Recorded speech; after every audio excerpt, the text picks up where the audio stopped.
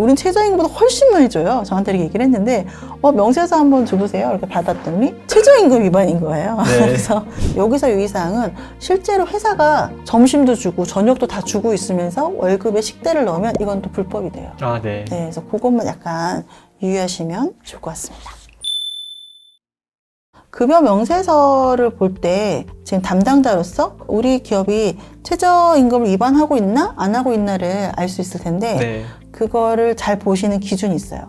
그러니까 제가 이건 실제로 베이커리에 근무하는 직원에 대한 실제 급여 명세서인데요. 네. 그 사장님이 저한테 말씀하시기는 우리 월급 많이 줘요. 200만 원 주는데요. 이렇게 얘기하시는 거예요. 네. 그래서 아 그래요? 우린 최저임금보다 훨씬 많이 줘요. 저한테 이렇게 얘기를 했는데 명세서 한번 줘보세요. 이렇게 받았더니 최저임금 위반인 거예요. 네. 그래서 이게 왜 어떻게 된 거지? 라고 봤더니 실제로 시간에 근무를 안 하고 딱 8시간만 근무하는데도 월급에 시간의 수당이 들어가 있었어요. 네. 그리고 실제 밥을 다 제공함에도 불구하고 식대 10만 원이 들어가 있었고요. 네. 직책수당도 20만 원 있는 거예요. 일 잘해서 그 안에서 팀장이라 불린대요. 네. 그래서 200만 원을 주고 있다는 거죠. 그런데 최저임금을 계산할 때는 시간의 수당도 빠지고요. 식대도 빠집니다.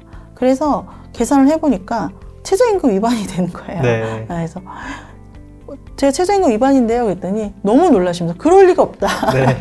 네, 그래서 실무자는 이거를 잘 구분할 수 있어야 되고 그래서 실제 금액은 같지만 그 안에 맞습니다. 어떤 항목으로 이루어졌는지에 그쵸. 따라서 최저임금 위반이 될 수 있다. 그렇죠. 네. 그래서 이거를 기본급 180에 직책으로 바꾸면 최저임금이 아닌 걸로 바뀌게 되기 때문에 실제로 금액이 얼마인가도 중요하지만 항목을 어떻게 구성하냐에 따라서 최저임금이 될 수도 있다는 거를 담당자는 아시면 좋을 것 같아요. 네. 네, 보시면 되고 식대는 법에서 주라고 써 있는 데가 한 군데도 없어요. 그래서, 네. 그래서 식대는 급여가 높지 않다면은 식대는 넣지 않으시길 권장드리고 만약 급여가 총 급여가 높다 그러면 아시겠지만 비과세 혜택 때문에 식대를 네. 넣는 경우가 많으시잖아요. 그래서 그렇게 하시면 되는데 여기서 유의사항은 실제로 회사가 점심도 주고 저녁도 다 주고 있으면서 월급에 식대를 넣으면 이건 또 불법이 돼요. 아, 네. 네, 그래서 그것만 약간 유의하시면 좋을 것 같습니다.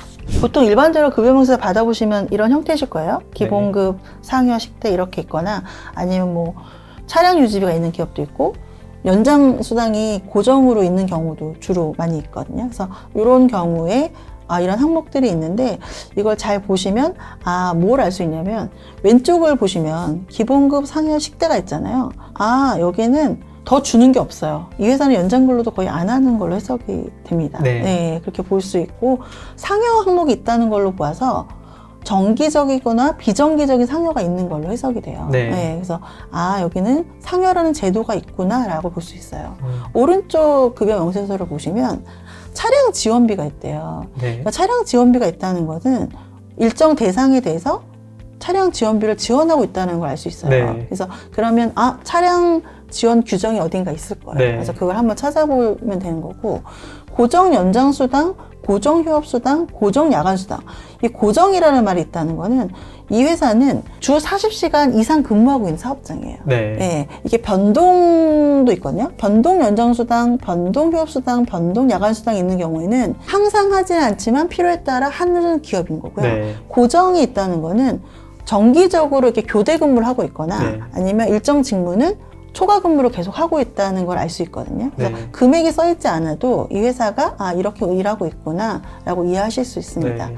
반대로 공제를 보시면 일반적으로 이거밖에 없지만 더 많이 있는 항목도 있거든요. 예를 들면 뭐 물품 구입 공제, 가불금 공제, 내지는 기타 공제 여러 가지가 있는데 이런 게 있다는 거는 뭐냐면 여기는 회사에서 사내에서 어떤 물품을 구매하면 급여에서 공제하는구나. 네. 그렇게 해서 직원가로 뭔가 팔고 있구나. 네. 이렇게 유추할 수 있고요.